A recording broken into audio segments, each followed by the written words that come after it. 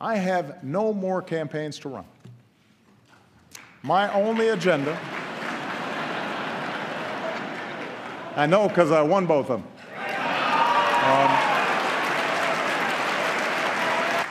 At this moment, with a growing economy, shrinking deficits, bustling industry, booming energy production, we have risen from recession freer to write our own future than any other nation on earth. It's now up to us to choose who we want to be over the next 15 years and for decades to come. Will we accept an economy where only a few of us do spectacularly well? Or will we commit ourselves to an economy that generates rising incomes and chances for everyone who makes the effort?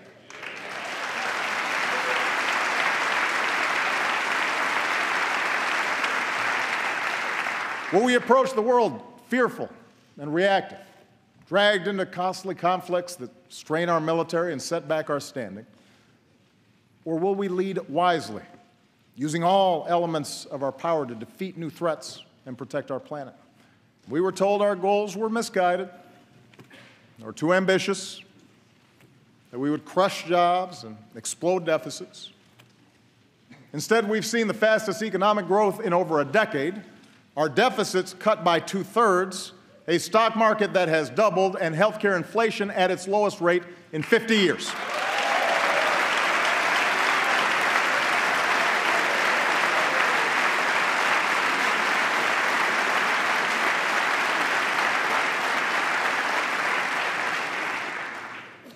This is good news, people.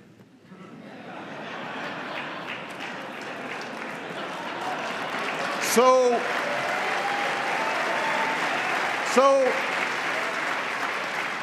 the verdict is clear. Middle-class economics works. Expanding opportunity works. And these policies will continue to work as long as politics don't get in the way. Now, the truth is, when it comes to issues like infrastructure and basic research, I know there's bipartisan support in this chamber. Members of both parties have told me so. Where we too often run onto the rocks is how to pay for these investments. As Americans, we don't mind paying our fair share of taxes as long as everybody else does too. But for far too long, lobbyists have rigged the tax code with loopholes that let some corporations pay nothing while others pay full freight. They've riddled it with giveaways that the super rich don't need while denying a break to middle-class families who do.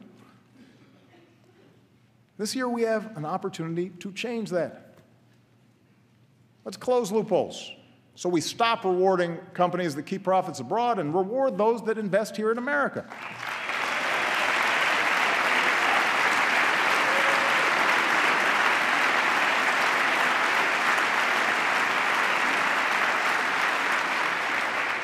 Let's use those savings to rebuild our infrastructure and to make it more attractive for companies to bring jobs home. Let's simplify the system and let a small business owner file based on her actual bank statement instead of the number of accountants she can afford.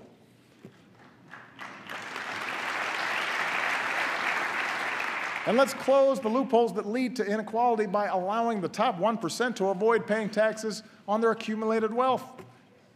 I've served in Congress with many of you. I know many of you well. There are a lot of good people here on both sides of the aisle. And many of you have told me that this isn't what you signed up for. Arguing past each other on cable shows, the constant fundraising, always looking over your shoulder at how the base will react to every decision. Imagine if we broke out of these tired old patterns. Imagine if we did something different. Understand, a better politics isn't one where Democrats abandon their agenda or Republicans simply embrace mine. A better politics is one where we appeal to each other's basic decency instead of our basest fears. A better politics is one where we debate without demonizing each other, where we talk issues and values and principles and facts rather than gotcha moments or trivial gaffes or fake controversies that have nothing to do with people's daily lives.